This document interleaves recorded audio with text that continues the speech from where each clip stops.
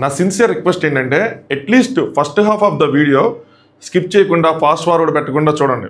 Every word important. మీరు ఏదైనా skip చేసినా ఏం చేసినా సరే మీనింగే మారిపోయే అవకాశం ఉంది.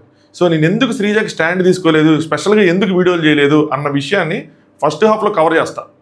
అది మాత్రం స్కిప్ చేయకుండా చూడండి దయచేసి. అది నా సిన్సియర్ రిక్వెస్ట్.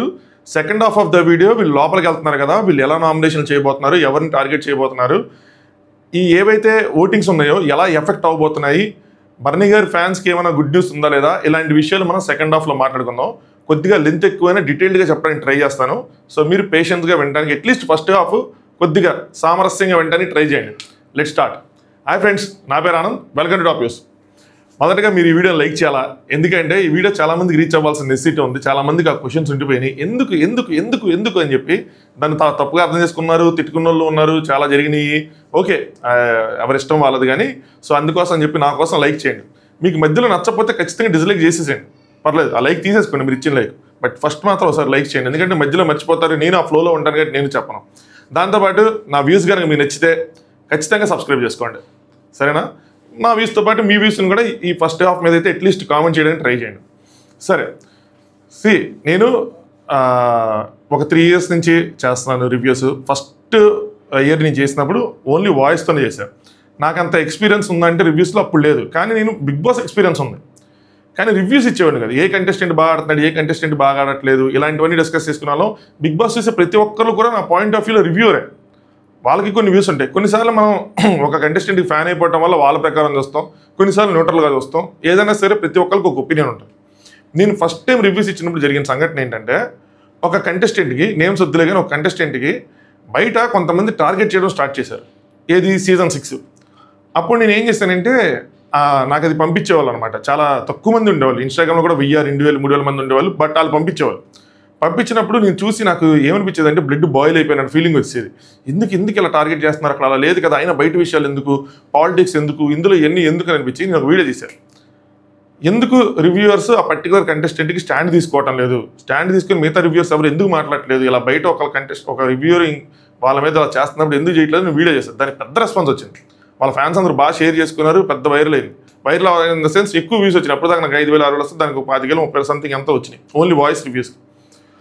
నేను ఎవ్రీ వీక్ మీకు ఏమంటారు స్పెషల్ అనాలిసిస్ చేస్తాను కదా. సో అలాగే నేను అనలైజ్ చేసుకుంటూ ఉంటాను.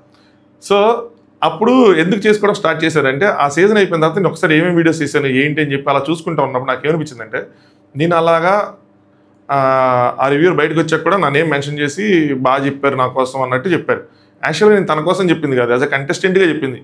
అది అందరూ హ్యాపీగా ఫీల్ అయినా నేను దాన్ని సాడ్గా ఫీల్ అయ్యా. ఎందుకు నా గురించి ఇలా స్పెషల్గా మాట్లాడుతున్నారు అని అనిపించింది అనమాట. సో నన్ను నేను ఒకసారి రివ్యూ చేసుకున్నా, ఇలా చేయటం కరెక్టా రాంగా అనిపిస్తే నాకు సంభవం అది రాంగ్ అనిపించింది. ఎందుకంటే లోపల గేమ్ జరుగుతున్నప్పుడు బయట నుంచి చూసే వాళ్ళకి ఒక్కొక్కరికి ఒక్కొక్క పర్స్పెక్టివ్ ఉంటుంది, ఒక్కొక్కరికి ఒక్కొక్క ఒపీనియన్ ఉంటుంది. సో ఎవరి ఒపీనియన్స్తో వాళ్ళు రివ్యూస్ చేసుకుంటూ ఉంటారు. కొంతమందిని నచ్చుతారు, డైరెక్ట్గా సపోర్ట్ చేస్తారు, కొంతమంది ఇండైరెక్ట్గా సపోర్ట్ చేస్తారు, కొంతమంది వ్యూస్ కోసం చేయొచ్చు, ఏ విధంగా కొంతమంది న్యూట్రల్గానే చేయొచ్చు, మనకి వేరేగా అనిపించి ఉండొచ్చు, కొంతమందికి వాళ్ళు తప్పు చేస్తున్నారు అనిపించి వాళ్ళు గట్టిగా మాట్లాడుతూ ఉండొచ్చు. ఎవరైనా సరే డిఫరెంట్ నేచర్ రివ్యూస్. ఇంతమంది రివ్యూస్ వచ్చినా జనాలు చూస్తున్నారు, ఆడియన్స్ చూస్తున్నారు, అందరూ చూస్తున్నారంటే వాళ్ళకొక్కరికి ఒక్కొక్క నేచర్ ఉంటుంది. ఒకళ్ళు అగ్రెసివ్నెస్ నచ్చచ్చు, ఒకళ్ళు కామ్గా కంపోజ్డ్గా చెప్పేది నచ్చచ్చు, ఏదైనా సరే. అలాంటప్పుడు మనం వాళ్ళని ఎందుకు ఖండించాలి? ఇందులో ఆ కంటెస్టెంట్కి జరిగిన ఆడియన్స్ చూస్తున్నారు కదా, ఆడియన్స్ చూస్తున్నప్పుడు వాళ్ళు కావాలని టార్గెట్ చేస్తున్నారా లేదా అని తెలిసింది కదా. మనం ఇలా వేరే రివ్యూర్లు లేదంటే బయట ఆడియన్స్ ఎందుకు స్టాండ్ తీసుకోవట్లేదు అని చెప్పి అలాంటి విషయాలు కనుక చేస్తే అది కరెక్ట్ కాదేమో, అది రాంగ్ ఏమో అని చెప్పి నన్ను చేసుకొని ఇంకోసారి ఇలాంటివి చేయకూడదు. ఎవరి ఒపీనియన్ వాళ్ళకు ఉంటుంది, ఎవరి విషయం వాళ్ళకు ఉంటుంది, ఎవరి ఛానల్ వాళ్ళకు ఉంది. ఇప్పుడు మనం అలా చేసుకుంటూ పోతే మనం కాంటెంట్ని చూడటం మానేసి ఎవడెవడు ఏమేం చేస్తున్నాడని చెప్పి అన్నీ చూసుకొని దానికి రియాక్ట్ అవుతా కూర్చొని ఉంటే మనం పెట్టుకుంది దేనికి, బిగ్ బాస్ రివ్యూస్ దానికి కదా. సో బిగ్ బాస్కి రివ్యూస్ ఇచ్చుకుంటే అలా తప్పితే నేను వేరే వాళ్ళ రివ్యూస్కి రివ్యూస్ ఇచ్చుకుంటే వెళ్ళిపోతే అది ఎట్టా రైట్ అవుతుంది అని చెప్పి నేను అప్పటి నుంచి ఇంకోసారి ఇలాగ స్పెషల్గా ఒక కంటెస్టెంట్కి స్టాండ్ తీసుకోకూడదు అని డిసైడ్ అయ్యి. సెకండ్ సీజన్ 7 జరిగింది. సీజన్ 7 జరిగినప్పుడు ఏమైందంటే, నైని పవన్ 1 వీక్లో ఎలిమినేట్ అయిపోయారు. నైని పవన్ ఎలిమినేట్ అయినప్పుడు నాకు చాలా బాధేసింది. ఎందుకంటే అమ్మాయి గేమ్ ఆడింది, టాస్క్ ఆడింది, ఒపీనియన్స్ చెప్తుంది, బలంగా ఉంది. కానీ అక్కడ టాస్క్ ఆడిన వాళ్ళు, గేమ్ ఆడిన వాళ్ళు చాలామంది ఉన్నారు. చాలామంది ఉన్నప్పుడు నైని పవన్ ఎలిమినేషన్ నాకు ఫెయిర్ అనిపించలే. అప్పుడు నేను కొద్దిగా ఎమోషనల్గా ట్రిగ్గర్ అయ్యి లేదు రీఎంట్రీ ఉండాలి, మళ్ళీ ఉండాలి, లేదంటే అట్లీస్ట్ నెక్స్ట్ సీజన్లో తీసుకోండి అది అని చెప్పి రీఎంట్రీకి మెయిన్ ఉండాలి అనుకున్నా. ఆ అమ్మాయి చూసి మనకి జాలేసి అదంతా జరిగింది. దాని తర్వాత అదే వారం మరి నేను స్పెషల్ అనాలిసిస్ ఇది చేసినట్టున్నా, బట్ అప్పుడు నేను ఆలోచించుకున్నాను, నన్ను క్రిటిసైజ్ చేసుకున్నాను. ఇలా రీఎంట్రీ ఇవ్వటం రైటేనా, ఒకవేళ ఇచ్చుంటే ఎలా ఉండేది ఏంటి అని ఆలోచిస్తే ఆ అమ్మాయికి అన్యాయం జరిగిందా అంటే యాక్చువల్గా ఆ అమ్మాయి ఓట్స్ ప్రకారం ఎలిమినేట్ అయింది మనకు చెప్పినంత వరకు. సో ఇందులో అన్యాయం ఏముంది, ఓట్స్ ప్రకారం ఎలిమినేట్ అయింది. ఆ అమ్మాయికి ఓట్స్ పడలేదు అంటే ఆ అమ్మాయి సరిగ్గా ప్లాన్ చేసుకోకపోవడమో, ఆడియన్స్కి అమ్మాయి కనెక్ట్ అవ్వకపోవడమో, లేదంటే తనకన్నా వీక్ కంటెస్టెంట్ ఓటింగ్లో రాకపోవడమో 100 కారణాలు ఉంటాయి. ఏదైనా సరే ఒక ప్రాసెస్ ఆ అమ్మాయి ఎలిమినేట్ అయిపోయింది. ఎలిమినేట్ అయిన అమ్మాయి ఇప్పుడు బయట మొత్తం చూసుకొని మళ్ళీ లోపలికి వస్తే ఆ అమ్మాయికి అన్యాయం జరిగింది అన్న కాన్సెప్ట్ ఆ అమ్మాయిని ఇప్పుడు లోపల పెడితే మరి మా అమ్మాయి చూసుకొని వచ్చింది, అన్నీ చేసింది, ఇప్పుడు మరి లోపలికి వెళ్తే మరి మిగతా వాళ్ళకి తప్పు కదా అని అనిపించింది. సరే, దాన్ని కూడా అప్పుడు అంత సీరియస్గా తీసుకోలేదు. కానీ నాకు రియలైజ్ చేసిన అమ్మాయి విషయంలో 90 విషయాలు ఎప్పుడు వచ్చిందంటే నెక్స్ట్ లాస్ట్ ఇయర్ సీజన్ జరిగినప్పుడు ఆ అమ్మాయి రాగానే ఫౌల్ చేసింది, ఫౌల్స్ ఆడింది. మీకు గుర్తుంటే వెల్క్రోకి బాల్స్ కొట్టే దాంట్లో వెనక నుంచి అలా తీసేసి ఫౌల్స్ ఆడినప్పుడు నాకు ఏనిపించింది అంటే ఒకవేళ మనం అంత సపోర్ట్ చేసి రీఎంటర్ అయిన తర్వాత అమ్మాయి లోపలికి వెళ్ళుంటే తర్వాత ఇలా ఫౌల్స్గానే చేస్తుంటే ఆడియన్స్ ఖచ్చితంగా తిరిగి వచ్చి నన్ను క్వశ్చన్ చేసేవాళ్ళు, నన్ను చూసేవాళ్ళు. నాకేదో పెద్ద మిలియన్ ఉన్నారు, 6 lakhs 7 lakhs సబ్స్క్రైబర్స్ ఉన్నారు, ఒక 3-4 lakhs వ్యూస్ వస్తున్నాయని కాదు. ఆ టైంలో 50K 40K ఎంత వచ్చినా సరే నన్ను క్వశ్చన్ చేసేవాళ్ళు క్వశ్చన్ చేస్తారు కదా, బాబు నువ్వు సూపరో డోపరో అలాంటి వాళ్ళు ఉండవన్నో ఏంటి ఫౌల్ చేసేవాళ్ళ అని చెప్పి నన్ను తిరిగి అంటే ఇప్పుడు ఆ అమ్మాయి ఏం చేసినా నన్ను రెస్పాన్సిబుల్ చేస్తే, ఎందుకంటే రీఎంటర్ కావాలి, రీఎంటర్ అవ్వాలి అని చెప్పిన వాళ్ళం కదా. సో అప్పుడు నేను రియలైజ్ ఏంటంటే ఓ అమ్మో ఇంకోసారి ఇలాంటివి చేయకూడదు, ఎందుకంటే ఏం జరిగిద్దో తెలియదు, వాళ్ళు ఎలా ఉంటారో తెలియదు, ఏం చేస్తారో తెలియదు, మనం ఎందుకు దానికి రెస్పాన్సిబుల్ అవ్వాలి. బిగ్ బాస్ ఒక కంటెస్టెంట్ తీసుకున్నాడు, తీసేశాడు, అంతే. దాని మీద మాట్లాడాలి తప్పితే మిగతా వాటికి ఎలాంటి స్పెషల్గా స్టాండ్ తీసుకుని వీడియోలు గట్రా చేయకూడదని చెప్పి నాకు సెకండ్ రియలైజేషన్ వచ్చింది. ఇప్పుడు థర్డ్ది ఇప్పుడు శ్రీజాకి జరిగింది. ముందు జరిగిన 2 సంఘటనలతో పోల్చుకుంటే శ్రీజాది చాలా భిన్నమైనది.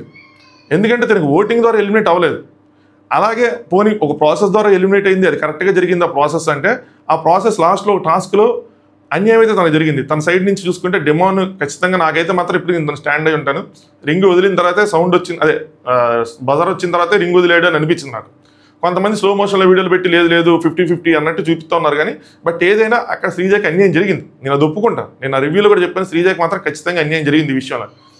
ఇప్పుడు ఈ అన్యాయం జరిగిన దాన్ని ఇది మనకి నైట్ జరిగింది, ఎపిసోడ్ అయిన తర్వాత వచ్చింది ఇది. కానీ మధ్యాహ్నం నుంచే నా మీద ప్రెషర్ ఏంటంటే కొంతమంది శ్రీజా ఫ్యాన్స్ ఎవరు ఉంటారో, లేదంటే జనరల్ ఆడియన్స్ ఎవరైనా అనుకోండి, మీరు స్టాండ్ తీసుకుని వీడియో చేయండి, శ్రీజాకి అన్యాయం జరిగింది అంటే అక్కడ ఆ ప్రాసెస్ ద్వారా ఎలిమినేట్ అయిపోతే ఎవరికైనా అన్యాయమైనట్టే.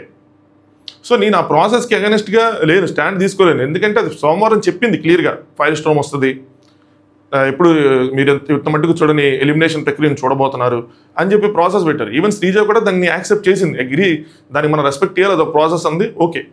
కానీ టాస్క్ ద్వారా మాత్రం అన్యాయం జరిగింది. ఇప్పుడు ఈ టాస్క్ ద్వారా అన్యాయం జరిగింది కాబట్టి శ్రీజాని రీఎంటర్ చేయాలా అన్న క్వశ్చన్ వచ్చినప్పుడు, కానీ మధ్యాహ్నం అడవడం అంతా జరిగింది, మధ్యాహ్నం మొత్తం అడవడం జరిగింది, మధ్యాహ్నం వీడియోలు వచ్చినాయి, మధ్యాహ్నం వైరల్ అయిపోయింది, అంతా అయిపోయింది. సో శ్రీజాని రీఎంటర్ చేయాలా అన్నప్పుడు నేను ఆలోచించింది ఏంటంటే శ్రీజా ఖచ్చితంగా అన్యాయం జరిగినప్పుడు ఇప్పుడు రీఎంటర్ చేస్తే న్యాయం జరిగిద్దా అన్న క్వశ్చన్ నాకు నేను వేసుకొని నాకున్న ప్రీవియస్ ఎక్స్పీరియన్సెస్తో ఆలోచించుకొని దీని మీద నేను వీడియోస్ చేయాలా వద్దని ఆలోచించుకున్నప్పుడు నాకేమనిపించింది చెప్తాను చూడండి. ఒకటి, చాలా ఈజీ శ్రీజాకి స్టాండ్ తీసుకొని చేయటం, ఎందుకంటే మొత్తం అంతా 90% మొత్తం శ్రీజాకి ఫర్గానే ఉంది. రివ్యూవర్స్ కానీ ఎవరైనా సరే అబ్బో నా గురించి ఇండైరెక్ట్గా సెటైర్లు వేసుకున్నారు, డైరెక్ట్గా తిట్టుబారు, ఓకే, బాగా నాతో మాట్లాడిన వాళ్ళు కూడా తిట్టేసుకున్నారు, నాకు స్టేటస్లు పంపించారు, స్టిల్ నేను ఓకే లైట్ తీసుకున్నాను, ఇదంతా కామన్గా జరిగేది, ఎప్పుడు జరుగుతుంది, ఎవరో ఒకరి మీద ఏదో అంటా ఉంటారని చెప్పి నేను వదిలేసుకున్నాను. అయితే నేను ఆలోచించుకుంటున్నప్పుడు నాకేమనిపించిందంటే ఇప్పుడు నేను కూడా స్టాండ్ తీసుకొని వీడియో చేస్తే రేపన్న రోజు ఆ అమ్మాయి లోపలికి వెళ్ళిన తర్వాత ఎలా అయిపోతుందంటే ఆడియన్స్ పాయింట్ ఆఫ్ వ్యూ చూడండి, అందరూ శ్రీజా ఫ్యాన్స్ ఉంటారా? ఉండరు. ఆడియన్స్ జనరల్గా చూసే వాళ్ళు ఉంటారు, వేరే వాళ్ళు ఉంటారు, అందరూ ఉంటారు. రేపన్న రోజు శ్రీజ అక్కడ వాళ్ళకి రాంగ్ అనిపించింది, నేను మామూలుగా కరెక్ట్గా శ్రీజ చేసింది రైట్ అన్నట్టు చెప్తే న్యూట్రల్ పాయింట్ ఆఫ్ వ్యూ అన్నది నన్ను చూసేవాళ్ళు నా న్యూట్రల్ స్టాండ్స్ మీద క్వశ్చన్ చేసే అవకాశం ఉంది. ఎందుకంటే నేను ఆల్మోస్ట్ శ్రీజాని సపోర్ట్ చేసేసినట్టే, శ్రీజాని ఖచ్చితంగా తీసుకోవాలని. అప్పుడు శ్రీజ లోపలికి వెళ్ళిన తర్వాత నేను ఏదైనా నాకు కరెక్ట్ అనిపించి చెప్పినా కూడా ఏమవుతుందంటే నేను ఏదో కావాలని చెప్పినట్టు అనిపిస్తుంది. ఈవెన్ నాకు కూడా అనిపించే అవకాశం ఉంది, ఆడియన్స్కి అనిపించే అవకాశం ఉంది నేను రివ్యూ చెప్తున్నప్పుడు. అప్పుడు వాళ్ళు నా న్యూట్రల్ స్టాండ్ పాయింట్ని క్వశ్చన్ చేస్తారు. నేను దానికి మళ్ళీ కౌంటర్ రేటింగ్ కోసం ఆ అమ్మాయి 50-50గా చేసింది, మళ్ళీ నేను ఆపోజిట్గా గట్టిగా చెప్పాల్సి వస్తుంది, శ్రీజ చేసింది తప్పు అని చెప్పి నేను గట్టిగా చెప్పాల్సి వస్తుంది. అలాంటి సిచ్యువేషన్లోకి తీసుకొస్తారు కొంత ప్రెషర్ పెట్టి కానీ ఏది పెట్టి కానీ. ఎందుకు నా స్టాండ్ని నేను పాడు చేసుకోవటం? నా థాట్ ప్రాసెస్ నాకు క్లియర్గా ఉన్నప్పుడు నేను మళ్ళీ తన రీఎంట్రీ కోసం చేస్తే తర్వాత నాకు న్యూట్రల్ పాయింట్లో నేను రివ్యూస్ ముందు నేను చెప్పగలనా లేదా? ఇప్పుడు నేను అంత గట్టిగా పోరాడుతున్నాను అన్నప్పుడు నేను పోరాడితే నాకంటూ ఒక అభిమానం ఏర్పడిపోద్ది కదా, నాకంటూ ఒక ఎమోషనల్ బాండ్ ఏర్పడిపోద్ది కదా అమ్మాయితో. అమ్మాయి కోసం అంత స్టాండ్ తీసుకొని గొడవ చేస్తే సరే నాకు మెచ్యూరిటీ ఉందనుకోండి, లేదనుకోండి, ఏదని అనుకోండి, వేరే వాళ్ళు చెప్పగలుగుతారేమో. సో తర్వాత లేదు నేను మెచ్యూర్డ్ అయ్యి లేదు తను చేసిన తప్పు రైట్ అని యాక్చువల్గా ఎగ్జాక్ట్గా నేను డిఫరెన్షియేట్ చెప్తున్నా, ఆడియన్స్ దాన్ని నమ్మే సిచ్యువేషన్ ఉంటుందా? ఉండొచ్చు, ఉండకపోవచ్చు, ఏదైనా జరగచ్చు కదా.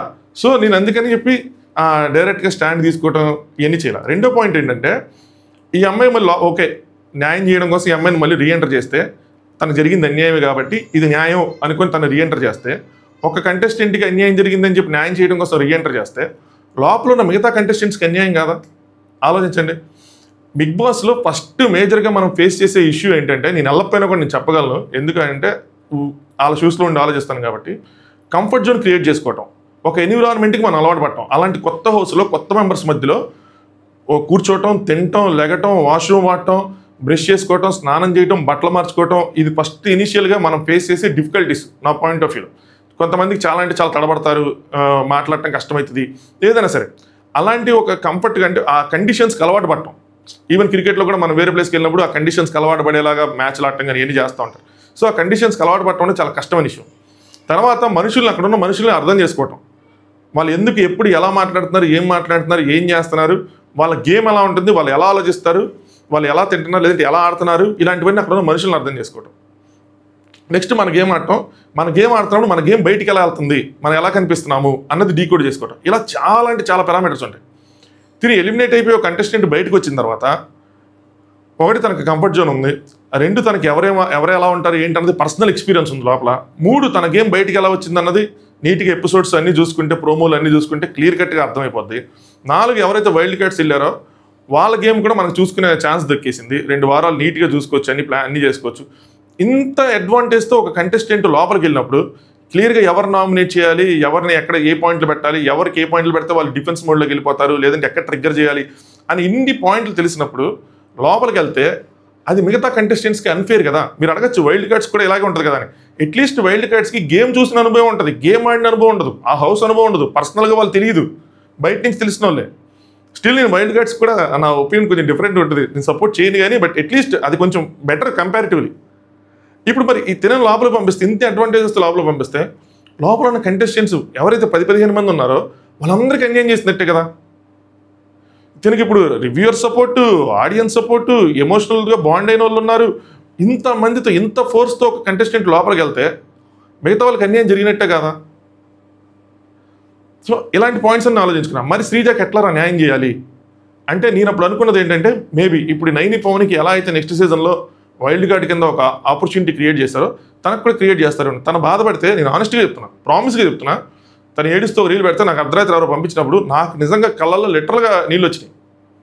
ఎందుకంటే ఆ అమ్మాయి నా రోజు ఇది ఆలోచిస్తున్నాను అంటే, ఒకటి మన తప్పు లేకుండా, లేదంటే మనం ఏమి చేయకుండా మన ఆడియన్స్ ఓట్స్తో బిగ్ బాస్ నడుస్తుంది అనుకున్నప్పుడు, ఆడియన్స్ ఓట్స్ లేకుండా వెళ్ళిపోయినప్పుడు, అవన్నీ చూస్తున్నప్పుడు ఆబ్వియస్గా ఎవ్రీడే ఆ థాట్ అనేది, బిగ్ బాస్ అంటే బాగా ఇష్టమైన వాళ్ళకి, నేనైనా సరే వెళ్తే నాకైనా అలా జరిగితే ఖచ్చితంగా నేను అదే మెంటల్ స్టేట్లో ఉంటాను. ఇంక దేని మీద ఫోకస్ చేయలేను, ఫ్యామిలీ అంతా సఫర్ అయ్యే అవకాశం ఉంటుంది.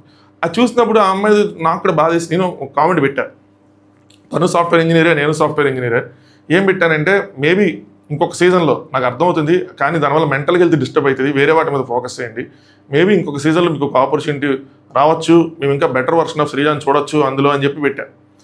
అప్పుడు ఏంటంటే అదొక ఆపర్చునిటీ, నేను కోరుకున్నది, నేను అక్కడ మెసేజ్ పెట్టాను అనమాట, ఇంకొక దాంట్లో రావాలి శ్రీజాకి అని కోరుకున్నది.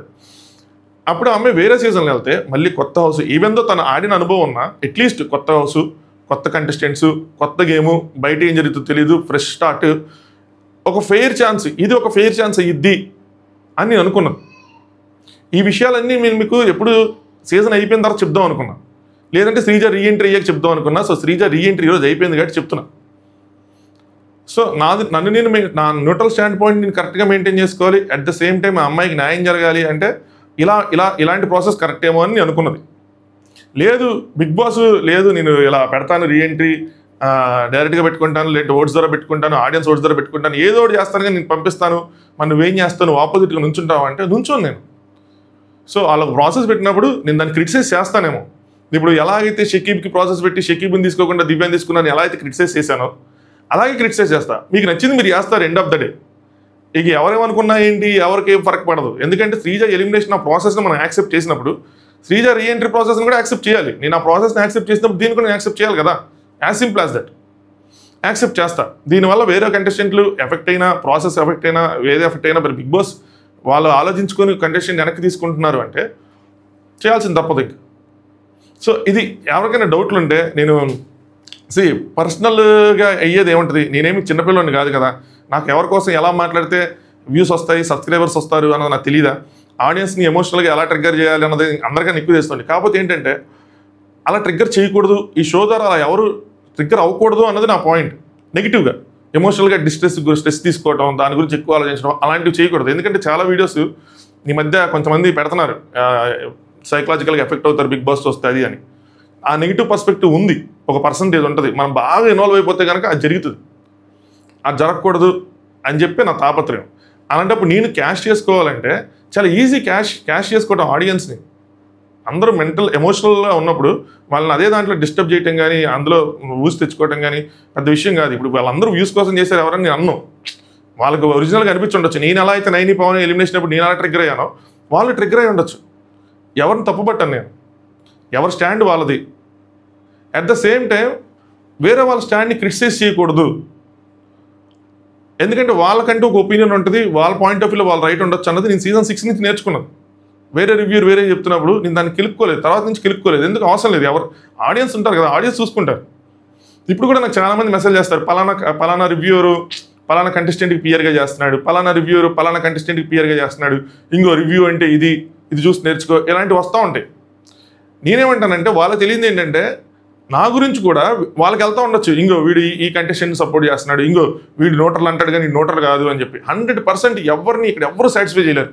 బిగ్ బాస్ హౌస్ లోపల కంటెస్టెంట్స్ ఇమ్మాన్యుయల్కి నేను నాగార్జున గారు ఏదైతే చెప్పారో నువ్వు అందరినీ సాటిస్ఫై చేయలేవు అని చెప్పి, బయట ఉన్న రివ్యూస్ కూడా అందరినీ సాటిస్ఫై చేయలేదు. ఎవరికి వాళ్ళు న్యూట్రల్ అనుకొని చెప్పటమో, లేదంటే వాళ్ళ ఓన్ వ్యూస్ ఉండటమో, లేదంటే వాళ్ళకి వేరే ఒప్పుకుంటాను నేను, అందరూ న్యూట్రల్గా చెప్తారని ఏమి ఉండదు. కొంతమంది వాళ్ళ వ్యూస్ కోసం, వాళ్ళ సెల్ఫ్ గ్రోత్ కోసం కూడా చెప్పచ్చు. బట్ అది డిసైడ్ చేయాల్సింది ఆడియన్స్. మనం మొత్తం వాళ్ళ జర్నీ మొత్తం నేను రివ్యూస్ చూడలేను కదా, నేను ఒక రివ్యూ చూసి నేను వాళ్ళ మీద చెప్పలేను. రివ్యూ చూసి నువ్వు కావాలని ఒక కంటెస్టెంట్ సపోర్ట్ చేస్తాను చెప్పలేను కదా. సో వేరే వాళ్ళ రివ్యూవర్స్ది నేను తీసుకొని వాళ్ళు చేయలేను, చెప్పలేను. అది నేను సీజన్ 6లో నేర్చుకున్నాను కాబట్టి వాళ్ళ ఒపీనియన్స్ నా ఒపీనియన్ మ్యాచ్ చేసుకోవాలి, లేదంటే వాళ్ళకి క్రిటిసైజ్ చేయాలి, అలాంటి వాటికి జోలికి వెళ్ళను నేను. సీజన్ 7 నుంచి నేను నేర్చుకున్నది, వేరే కంటెస్టెంట్ కనుక ఎలిమినేట్ అయిపోతే అది ఏ విధంగా ఎలిమినేట్ అయినా రీఎంట్రీ అన్నది కరెక్ట్ కాదేమో అన్నది నా పాయింట్. అలాంటప్పుడు అట్ ద సేమ్ టైం న్యాయం జరగాలి, వాళ్ళకి అన్యాయం జరిగింది అనుకున్నప్పుడు మనకు ఆల్రెడీ బిగ్ బాస్ అనేది life time one time opportunity అన్నది లాంగ్ బ్యాక్ స్టోరీ, అది లాంగ్ బ్యాక్ థియరీ. అది ఇప్పుడు ఒకటి కాదు, 2 సార్లు కాదు, హిందీలో అయితే 3-4 సార్లు ఇళ్ళలో ఉన్నారు. రాఖీ సావంత్ 3-4 టైమ్స్ ఎంటర్ అయినట్టుంది నాకు తెలిసి, అంతే 4 టైమ్స్ ఎంటర్ అయింది రాఖీ సావంత్. సో తెలుగులో కూడా మొన్న టేస్టీ తేజకి మళ్ళీ ఆఫర్ వచ్చింది 3rd టైం ఎంటర్ అవ్వమని. తనకేదో మూవీ కమిట్మెంట్స్ ఉంటే తను ఎంటర్ అవ్వాలి. తను ఎంటర్ అయ్యి ఉంటే కనుక అమర్దీప్ అందరూ ఎంటర్ అయ్యేవాళ్ళు. ఒక్కడైపోవడం అమర్దీప్ ఇంక ఎంటర్ అవ్వలేదు అనమాట. సో ఇది ఫ్యూచర్లో జరగచ్చు, 1-2 సార్లు ఆపర్చునిటీలు వస్తున్నాయి. అందరు కాలేదా, హరితేజ లాస్ట్ ఇయర్ ఎంతమంది 2 సార్లు ఎంటర్ అయ్యారు. సో ఎంటర్ అవ్వచ్చు. ఎంటర్ అయినప్పుడు అప్పుడు ఏంటంటే ఆడియన్స్ ఎమోషనల్ అన్నది తగ్గిపోతుంది, గేమ్ అనేది న్యూట్రలైజ్ అవుతుంది. సో అప్పుడు కొంచెం డిఫరెంట్ గేమ్ చూస్తాం మనం. సో ఆ వ్యూ పాయింట్స్తోనే నేను స్టాండ్ తీసుకోలేదు. ఇదంతా మీకు సీజన్ అయిపోయిన తర్వాత ఎక్స్ప్లెయిన్ చేద్దాం అనుకున్నా, బట్ లేదంటే రీఎంట్రీ తర్వాత చేద్దాం అనుకున్నా. ఇప్పుడు తను రీఎంట్రీ హౌస్లోకి వెళ్ళిపోయింది కాబట్టి ఈరోజు అందుకోసం అని చెప్పాను అనమాట. సో ఇప్పుడు మీరు మీ ఒపీనియన్స్ ఖచ్చితంగా దీని మీద కామెంట్ చేయండి. మీరు క్రిటిసైజ్ చేస్తే భయ్యా ఇది థాట్ ప్రాసెస్ ఇది కరెక్ట్ కాదు ఇంకెలా ఉందంటే ఓకే, నేను చదువుతాను, అర్థం చేసుకుని ట్రై చేస్తాను, ఆ విధంగా ఆలోచించడానికి కూడా ట్రై చేస్తాను. ఓకే, ఐ హోప్ ఇప్పుడు దాకా మీరు లైక్ చేశారనుకుంటున్నా. లైక్ చేయకపోతే ఖచ్చితంగా లైక్ చేయండి. ఎందుకు చెప్పనా, నాకు కొద్దిగా ఎమోషనల్గా అనిపించింది కూడా. నా గురించి బాగా తెలిసిన వాళ్ళు కూడా నన్ను స్టోరీస్ పెట్టి క్రిటిసైజ్ చేశారంటే నాకు బాధేసింది, కోపం రాలా. నాకు ఆనెస్ట్గా చెప్తున్నా, కోపం రాలా, బాధేసింది. బాధేసినప్పుడు నేను సర్లే అని చెప్పి వదిలేసా. ఇంకో స్టోరీ పెట్టడం, ఇంకోసారి తిట్టడం, ఏదైనా చేయటం ఇటు సైడ్ నుంచి చాలా ఈజియెస్ట్ థింగ్. కావాల్సినప్పుడు కొన్ని విషయాలు షేర్ చేసుకొని పర్సనల్ లెవెల్లో మాట్లాడుకొని అయినా స్టిల్ అది చేస్తే నాకు కమర్షియల్గా అనిపించింది. అంత అవసరమా పర్సనల్ అటాకింగ్లు కానీ అవన్నీ అవసరమా? ఆడియన్స్ చేశారంటే అనుకోవచ్చు, కానీ మనం అనుకున్న తర్వాత కూడా అలాంటివి చేశారంటే 1-2 సార్లు కోపం రాలేదు, బాధేసింది. దాని తర్వాత ఒక కైండ్ ఆఫ్ డిస్లైకింగ్ అనేది క్రియేట్ అయిపోతుంది అంతే. సర్లేండి, ఎనీవే ఇప్పుడు మనం రెండో టాపిక్ మాట్లాడుకుందాం. వీడియో లైక్ చేయండి, నా వ్యూస్ నచ్చితే ఖచ్చితంగా సబ్స్క్రైబ్ చేసుకోండి. నాకు ఎందుకు నవ్వొస్తుంది చెప్తాను, పిచ్చిగా మధ్యలో ఎందుకు అవుతా అంటే ఇలాంటిది ఒకటి చెప్పి లైక్ చేయండి సబ్స్క్రైబ్ చేయండి అని అన్నప్పుడు అదేదో ఎలా అంటారు, ఏం చెప్పాలి, కమర్షియల్గా అడిగిన పాయింట్ లాగా అంటే నేను చెప్పాను మీకు నచ్చితే లైక్ చేయండి అది చెప్పినట్టు నాకు ఎందుకు వెరైటీగా అనిపిస్తుంది అనమాట. అది లోపల నుంచి రాదు, అందుకని నాకు నవ్వు వచ్చి నేను దాన్ని కవర్ చేస్తూ ఉంటాను. అందుకని పిచ్చిగా నవ్వుతాను మధ్య మధ్యలో, అంతే. ఒక్క నిమిషం. ఇదమ్మా సంగతి. సో ఐ హోప్ మీకు క్లియర్ అయినట్టు ఉంది. ఇప్పుడు మనం సెకండ్ పార్ట్కి వెళ్ళిపోదాం. అనాలిసిస్. వీళ్ళు లోపలికి వెళ్ళిన తర్వాత గేమ్ ఎలా మారిద్ది, ఎవరిని టార్గెట్ చేస్తారు ఏంటి అని చూసుకుంటే ఖచ్చితంగా majority of the people Tanuja గారిని సంజన గారిని టార్గెట్ చేస్తారనుకుంటున్నాం. అదేంది భయ్యా తనుజ గారిని ఎవరో టార్గెట్ చేస్తారు అంటే ప్రియా, శ్రీజ, మనీషు వీళ్ళందరూ టార్గెట్ చేసే ఒక నలుగురు మినిమంగా టార్గెట్ చేసే అవకాశం ఉంది. ఎందుకు అంటే జస్ట్ జనరల్ గేమ్ థియరీ లోపలికి వెళ్ళిన తర్వాత ఒక హై ప్రొఫైల్ ఉన్న ఒక కంటెస్టెంట్ని అంటే బయట ఓటింగ్ కానీ లేదంటే గేమ్లో టాప్లో ఉన్నారు వీళ్ళు టాప్ 5లో ఉంటారు లేదంటే విన్నర్ అయ్యే అవకాశం ఉంది అనుకున్న వాళ్ళు టార్గెట్ చేస్తే మనం హైలైట్ అవుతాం అన్న థాట్ ప్రాసెస్ వాళ్ళకు ఉండొచ్చు. సో దాని ప్రకారం వెళ్ళొచ్చు అనమాట. దాని ప్రకారం వీళ్ళు తనుజ గారిని ఎక్కువ మంది నామినేట్ చేసే అవకాశం ఉంది. మరి తనుజ గారికి ఇది ప్లస్ అయిద్దా మైనస్ అయిద్దా అంటే నా పాయింట్ ఆఫ్ వ్యూలో ఇలాంటి ఒక థాట్ ప్రాసెస్ అందరికీ ఉంటుంది. ఏంటి అంటే ఒకవేళ తనుజ గారు కనుక డిఫెండ్ చేసుకుంటే ప్లస్ అవుతుంది, డిఫెండ్ చేసుకోకపోతే కనుక మైనస్ అయ్యిద్ది అనుకుంటే తనుజ గారు డిఫెండ్ చేసుకోకపోవడం అంటే ఎలా డిఫెండ్ చేసుకోరో తెలుసా? ఆవిడ కనుక ట్రిగ్గర్ అయ్యి ఎమోషనల్గా ట్రిగ్గర్ అయ్యి అంటే ఇప్పుడు శ్రీజ వెళ్ళే ముందు వాళ్ళకి ఒక బాండ్ ఏర్పడింది. కళ్యాణ్ ఎందుకు ఏడుస్తున్నాడు అని చెప్పి తనుజకి చెప్తారు. తనుజ చేత ఫోటో పెట్టించేటప్పుడు కళ్యాణ్ కెప్టెన్ ఫోటో పెట్టించేటప్పుడు శ్రీజ ఉంటారు. సో వాళ్ళకి ఒక ఎమోషనల్ బాండ్ అయితే కనుక ఎమోషనల్ బాండ్ అన్న కానీ ఒక మంచి బాండ్ అయితే ఏర్పడింది. ఒకవేళ ఆవిడ శ్రీజ చేసినప్పుడు నామినేషన్ చేసినప్పుడు తీసుకోలేకపోయినా, భరణి గారు కనుక ఒకవేళ తనుజ చేసినప్పుడు తీసుకోలేకపోయినా, ఆవిడ ఎమోషనల్గా ట్రిగ్గర్ అయ్యి ఏడ్చినా గట్టిగా డిఫెండ్ చేసుకున్నా రెండిట్లో ఏది జరిగినా కూడా తనుజ గారికి ప్లస్సే అవుతుంది, ఖచ్చితంగా ప్లస్ అవుతుంది. వీళ్ళు చెప్పే పాయింట్స్ రాంగ్గా అంటే రాంగ్ ఉండవు. బయట నుంచి చూసి వెళ్ళారు, లోపల చూసారు, అన్నీ చూసారు కాబట్టి ఖచ్చితంగా మంచి పాయింట్స్ పెడతారు. ఇప్పుడు రమ్య లాంటి వాళ్ళే పాయింట్స్ పెట్టగలిగినప్పుడు వీళ్ళు పెట్టలేరా? ఇంతకేం తెలిసిన వాళ్ళు ఖచ్చితంగా పెడతారు, మంచి పాయింట్సే పెడతారు. కానీ అవతల వాళ్ళు ఎలా తీసుకుంటారు, దాన్ని స్ట్రాంగ్గా డిఫెండ్ చేసుకున్నా వాళ్ళకి ప్లస్ అవుతుంది. డిఫెండ్ చేసుకోకుండా ఎమోషనల్ అయిపోయినా కూడా నా పాయింట్ ఆఫ్ వ్యూలో వాళ్ళకి ప్లస్ అవుతుంది. ఎవరికి తెలుసా? టీవీ ఆడియన్స్ ఎవరైతే ఉంటారో వాళ్ళు చూసినప్పుడు వాళ్ళకి వీళ్ళేంది బయట నుంచి మొత్తం చూసి వచ్చి టార్గెట్ చేస్తున్నారు అన్న భావన వెళ్తుంది. చూడండి, ఒకళ్ళిద్దరు కనుక తనుజని నామినేట్ చేస్తే పెద్ద ఎఫెక్ట్ ఉండదు. గంపగుత్తుగా అందరు కనుక కుట్టారనుకోండి ఆవిడకి ఇంకా ప్లస్ అవుతుంది, ఇంకా అడ్వాంటేజ్ అవుతుంది, ఇంకా గట్టిగా ఆవిడ వెళ్ళిపోతారు. ఈ విషయాన్ని మరి వాళ్ళు మాట్లాడుకొని అరే వద్దే నువ్వు చెయ్యొద్దు నేను చేస్తాను మన ముగ్గురం చేసుకుందాం మన ఇద్దరం చేసుకుందాం అని మాట్లాడుకుంటే గనక నెక్స్ట్ లెవెల్. మాట్లాడుకోకుండా కనుక బ్లైండ్గా అందరూ వచ్చి ఒకళ్ళ తర్వాత ఒకళ్ళు వచ్చి గుద్దుకుంటే వెళ్ళిపోతే మాత్రం ఏం చేయలేవు. లాస్ట్ ఇయర్ కంటెస్టెంట్స్ మాట్లాడుకున్నారు, లాస్ట్ ఇయర్ వైల్డ్ కార్డ్స్ మాట్లాడుకొని వచ్చారు, ఎక్స్ కంటెస్టెంట్స్ మాట్లాడుకొని వచ్చారు ఎవరెవరిని చేయాలి అని చెప్పి. మీరు చూడండి సీత వచ్చేవాటికి నిఖిల్ నామినేట్ చేసినప్పుడు చాలా పెద్ద ఇష్యూ అయిపోయింది. అది ఒక్క నిమిషం ఫోన్ వస్తుంది. సీత నామినేట్ చేసింది నిఖిల్ని, తర్వాత సోనియా నామినేట్ చేసిందా, సోనియా చేయలేదు అనుకుంటా. సో ఆ నామినేషన్ ఏదైతే ఉందో చాలా వైరల్ అయిపోయింది. అలాగా ఎందుకు చెప్తున్నాను మర్చిపోయాను. వీళ్ళ నామినేషన్లు ఏవైతే ఉంటాయో అవి కనుక ప్రాపర్గా పడకపోతే ఎక్స్పెక్ట్ చేయని అన్ఎక్స్పెక్టెడ్ థింగ్స్ జరిగితే అది అవతల కంటెస్టెంట్కి అడ్వాంటేజ్ అవుతుంది. ఇప్పుడు భరణి గారు వచ్చారు, భరణి గారు దివ్యాని తనుజాని చేస్తారని చెప్పి నేనైతే ఎక్స్పెక్ట్ చేయట్లా. అట్లీస్ట్ దివ్యాని అయితే చేయరని అనుకుంటున్నా. ఎందుకంటే వాళ్ళ వల్ల తన గేమ్ పోయింది, వాళ్ళు కావాలని ప్లాన్ చేసి ఈయన డౌన్ చేశారు అని మాత్రం అనుకోరు. మేబీ ఇలా ఏముంటుందంటే తనుజ కోసం తను హార్ట్ఫుల్గా స్టాండ్ తీసుకున్నా తనుజ చాలాసార్లు వెనకాల మాట్లాడారు. నాన్న ఏంటి తీసుకుంటున్నట్టు అనిపించట్లేదు, గేమ్ ఆడుతున్నారా, గేమ్ అని వర్డ్ రాలేదు కానీ వెనకాల ఇమాన్యుల్తో కానీ వాళ్ళ దగ్గర మాట్లాడారు. అలాంటివి కనుక ఆయన చూస్తే ఖచ్చితంగా ఆయన బాధపడతారు. నేను హార్ట్ఫుల్గా నీకు తీసానమ్మా కానీ నువ్వు నన్ను తీసుకోలేదు అని చెప్పి ఆవిడని నామినేట్ చేసే అవకాశం ఉంది. అలాంటప్పుడు ఆవిడ డిఫెండ్ చేసుకోకుండా ఎమోషనల్ అయిపోయారు అనుకోండి విషయం తారుమారు అయిపోయేటట్టు ఉంటుంది. అర్థమవుతుంది కదా. సో శ్రీజ నేను అనుకోవటం కళ్యాణ్ జోలికి అయితే మాత్రం వీళ్ళు ఎవరు అనుకుంటున్నా ఎల్లరు అని అనుకుంటున్నా. అదేంటి మరి కళ్యాణ్ టాప్ కదా, మరి కళ్యాణ్ కూడా ఓటింగ్ ఉంది కదా, అదేంటిది తనుజాని చేసి కళ్యాణ్ చేయకపోవడం అంటే ఇదే ప్రాబ్లం అవుతుంది వీళ్ళకి.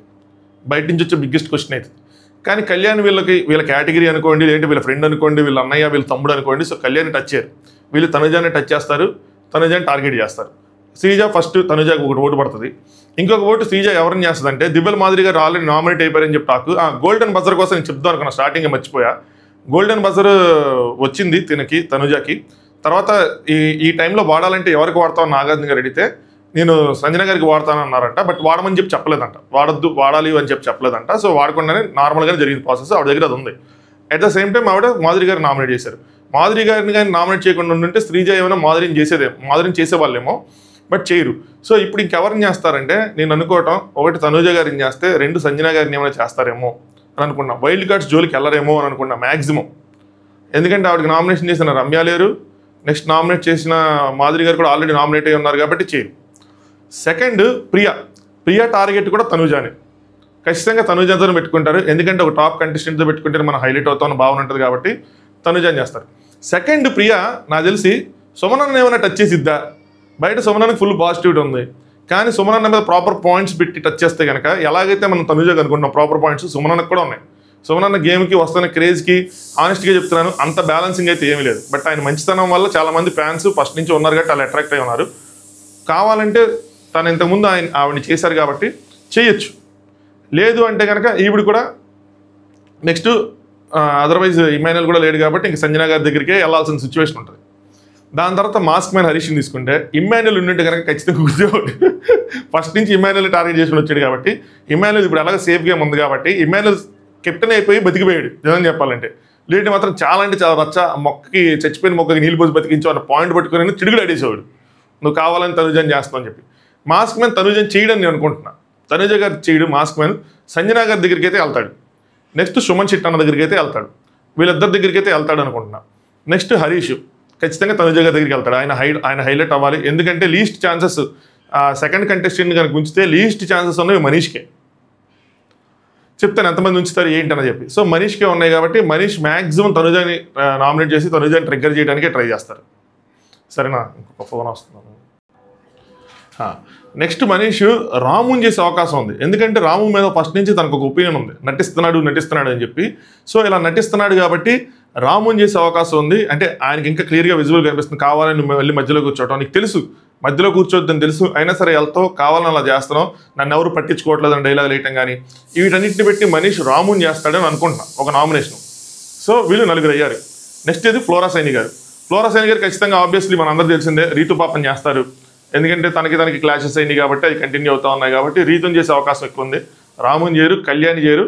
సో ఆవిడ సంజన గారిని కూడా చేయరు. మేబీ సంజన గారితో క్లోజ్నెస్ ఉంది, సంజన గారి వల్ల తనకు ఎఫెక్ట్ అయిందంటే సంజనాని చేయొచ్చు, లేదంటే తనుజాని చేయొచ్చు, ఎవరైనా చేయొచ్చు. ఇంకా భరణి గారు, మేజర్ భరణి గారిదే. భరణి గారు కనుక తనుజాని కనుక నామినేట్ చేస్తే బ్లాస్టే, కానీ ఆయన చేసే అవకాశాలు ఎక్కువ కనిపిస్తున్నాయి నాకు, ఎందుకంటే వెనక మాట్లాడారు కాబట్టి నేను 100% సపోర్ట్ ఇచ్చాను. నేను ఎప్పుడు వెనక మాట్లాడలేదు, ఆయన దృష్టిలో మాత్రం ఆ బాండ్లో జెన్యున్గా మోస్ట్ అసలు క్వశ్చన్ మార్క్ కూడా లేకుండా ఉన్నది భరణి గారు. తనూజ గారి సైడ్ నుంచి క్వశ్చన్ మార్క్స్ ఉండేవి, నాన్న ఎందుకు స్టాండ్ తీసుకోవట్లేదు అని చెప్పి ఆవిడ సైడ్ నుంచే ఉండేది. సో చేస్తారు. వేరే దివ్య అనేది చేయరు, ఎందుకంటే దివ్య ఏదైనా సరే ముందే మాట్లాడింది, ముందే చేసింది, ముందే ఉంది, కానీ వెనక ఎప్పుడు మాట్లాడాలా, చాలా కన్సర్న్ చూపించింది, చాలా ఇది చూపించింది కాబట్టి చేయరు అనుకుంటున్నాను నేను. సో సెకండ్ ఆవిడ సంజన గారి దగ్గరికి వెళ్తారు. సో తనూజ సంజన, లేదు అంటే సంజన రామును కూడా చేసే అవకాశం ఉంది, ఎందుకంటే సరిగ్గా ఆడట్లేదనో సరిగ్గా చేయట్లేదనో నీకు వచ్చిన ఛాన్స్ వేస్ట్ చేసుకుంటున్నాను ఇలాంటి పాయింట్స్ చెప్పి చేసే ఛాన్స్ ఉంది. బట్ మోస్ట్లీ అయితే మాత్రం తనూజ సంజన అని అనుకుంటాను, సంజన గారు తనూజ గారు అని అనుకుంటున్నాను. సో ఇది వీళ్ళు నేను అనుకోవటం. సో వీళ్ళ పాయింట్ ఆఫ్ వ్యూలో వీళ్ళు కనుక ఇలా చేసుకుంటూ వెళ్ళిపోతే మరి వైల్డ్ కార్డ్స్ ఎవరు నామినేషన్లోకి రారు కదా గురు అంటే మ్యాక్సిమం రారు. మరి వీళ్ళ తర్వాత మరి వీళ్ళందరినీ పెడితే మరి పెద్ద కంటెస్టెంట్ ఎలిమినేట్ అయిపోతారు కదా అంటే ఇక్కడ 2 పాసిబిలిటీస్ ఉన్నాయి నా పాయింట్ ఆఫ్ వ్యూలో. ఏంటి అంటే నామినేషన్స్ చేస్తారు కానీ మనకి నామినేషన్స్ ఏమైనా ఉంచరేమో అనుకుంటున్నాను నేను. అంటే నామినేషన్స్ లేకుండా ఉంటుందేమో ఈ వారం అని అనిపిస్తూ ఉంది. ఇది జస్ట్ గెస్ మాత్రమే, వైల్డ్ గెస్. నామినేషన్స్ పెట్టకుండా ఏం చేస్తారంటే వీళ్ళని ఎలిమినేషన్స్లో పెట్టకుండా ఎవరైతే వైల్డ్ కార్డ్స్గా వచ్చారో వాళ్ళని 1 వీక్ లగేజ్తో రమ్మన్నారంట. ఫ్లోరా సైని గారి ఒక్కళ్ళదే డౌట్ ఉంది అందరికి, ఎందుకంటే ఆవిడకి రేపు మార్నింగ్ మళ్ళీ రిటర్న్ ఫ్లైట్ ఉంది, మరి తెచ్చారో లేదో తెలియదు. భరణి గారిని కూడా లగేజ్ తీసుకొని రమ్మన్నారు. భరణి గారి fans good news, Bharani garu కూడా స్టే చేస్తారు. సో వీళ్ళందరినీ 1 వీక్ హౌస్లో ఉంచుతారు. 1 వీక్ హౌస్లో ఉంచి వీళ్ళు టాస్క్లు ఆడి కెప్టెన్సీ కంటెండర్స్ చేయటమో లేదంటే వీళ్ళు వాళ్ళ కోసం ఆడటమో ఏదో సంథింగ్ వీళ్ళు ఏదో ప్లాన్ చేసుకున్నారు వారం మొత్తం చేసుకుంటా. వీళ్ళకి ఓటింగ్ జరిగిద్దేమో అనుకున్నాను నేను, హౌస్లో ఉండటానికి బయట ఆడియన్స్ నుంచి ఓటింగ్ జరిగిద్దేమో. బయట ఆడియన్స్ నుంచి ఓటింగ్ జరిగి ఎవరైతే నామినేషన్స్ చేశారో అది నామకే వాస్తేగా పెట్టి వాళ్ళ వ్యూ పాయింట్స్ని పెట్టడానికే పెట్టి నో ఎలిమినేషన్ వీక్గా ఓన్లీ ఒకళ్ళ ఎంట్రీ వీక్గానే ఉంటుంది. ఎందుకంటే ఆల్రెడీ ఈ వారం డబుల్ ఎలిమినేషన్ అయినట్టే. నేను ఆల్రెడీ ఉదయం చెప్పాను ఐషా గారికి రారు, ఖచ్చితంగా రారు. సో డబుల్ అయిపోయినట్టు ఈ వారం వెంటనే చేయాల్సిన నెసిటీ లేదు కదా ఇంకొక ఎలిమినేషను. సో పైగా నామినేట్ అయ్యేది అందరూ పెద్ద కంటెస్టెంట్లో ఉంటారు కాబట్టి చేయరు అనుకుంటున్నాను నేను. ఎలిమినేషన్ చేయకుండా నామినేషన్స్కి ఓటింగ్ పెట్టకుండా వీళ్ళ రీఎంట్రీకి ఓటింగ్ పెడతారేమో. వీళ్ళు 5 ఎవరైతే ఉన్నారో 5 వాళ్ళకి పెట్టి అందులో నుంచి ఒకరిని కానీ లేదా ఇద్దరిని కానీ వాళ్ళ పర్ఫార్మెన్స్ని బట్టి ఆడియన్స్ నుంచి వస్తున్న రెస్పాన్స్ని బట్టి అలా పెడతారు. ఇందులో ఓపెన్ సీక్రెటే, ఎంత ఓటింగ్ పెట్టినా పెట్టకపోయినా ఖచ్చితంగా శ్రీజాని తీసుకుంటారు. అది తక్కువ వచ్చినా ఎక్కువ వచ్చినా ఏం చేసినా సరే వెనక్కి తీసుకుంటే మాత్రం ఖచ్చితంగా శ్రీజాని తీసుకుంటారు. శ్రీజాని తీసుకొని సెకండ్గా నాకున్న ఇన్ఫర్మేషన్ ఒకవేళ రెండో పర్సన్ తీసుకుంటే ఖచ్చితంగా బర్నీ గారిని తీసుకుంటారని. ఓటింగ్ ఎలా ఉన్నా సరే ఈ రెండు మాత్రం ఖచ్చితంగా డిసైడ్ అయ్యి వీళ్ళిద్దరూ వెళ్ళే అవకాశం అయితే ఉంది తీసుకుంటే. లేదంటే ఇంకొక ఛాన్స్ చెప్తాను, ఇది ఫస్ట్ది. రెండోది ఏంటంటే ఇది కేవలం రీఎంట్రీ కోసమే, ఇది కేవలం జస్ట్ ఒక కొత్తగా మనం చూపించడం కోసమే. రీఎంట్రీలు ఏముండో నామినేషన్స్ తర్వాత అందరూ నామినేషన్స్లో పెట్టేసి వీళ్ళొక 1 వీక్ ఆడి నాగార్జున గారు వచ్చిన తర్వాత వీళ్ళు మళ్ళీ స్టేజ్ మీద పిలిచి ఎగ్జిట్ కొట్టించే ముందు శ్రీజాది ఏదైతే వీడియో ఉందో తన జర్నీ వీడియో మధ్యలో ఆగిపోయిందో ఆ జర్నీ వీడియోని కంటిన్యూ చేసి చూపించి స్టేజ్ మీద వెనక్కి పంపించేసే అవకాశం ఉంది. ఇది కూడా ఉంది. ఇవన్నీ వాళ్ళ దగ్గర ఉన్న థియరీ, అంటే నేను కొన్ని అనుకున్నవి వాళ్ళు చేస్తారేమోనని నేను అనుకుంటున్నాను. సో ఇలా ఉండే అవకాశం ఉంది.